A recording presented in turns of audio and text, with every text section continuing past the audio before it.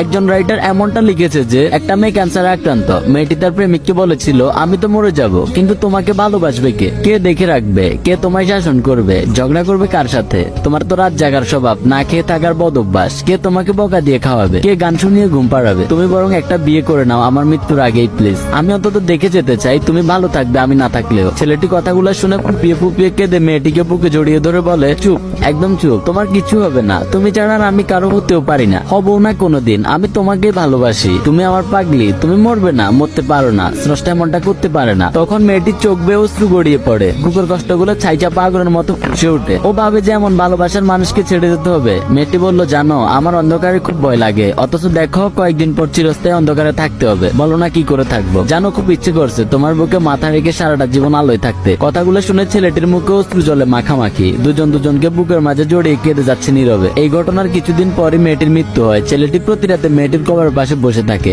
একের পর এক মোমবাতি জ্বালিয়ে মেয়েটির কবর আলোকিত করে। রাতে ছেলেটি ঘুমায় না, এই ভেবে যে তার প্রিয় মানুষটা অন্ধকার সহ্য করতে পারে না। ইদানিং ছেলেটিরও ক্যান্সার ধরা পড়েছে, খুব টেনশন আছে ছেলেটি। মৃত্যুর চিন্তায় না, ছেলেটি ভাবছে সে চলে গেলে তার প্রিয় মানুষটার কবরে মোমবাতির আলো জ্বালাবে কে? সে যে অন্ধকার খুব ভয় পায়। ভালো থাকুক, ভালোবাসাটাও পারে। আসলে যে যাই বলুক, ছেলেরা একটু বেশি ভালোবাসে। মন থেকেই বলি।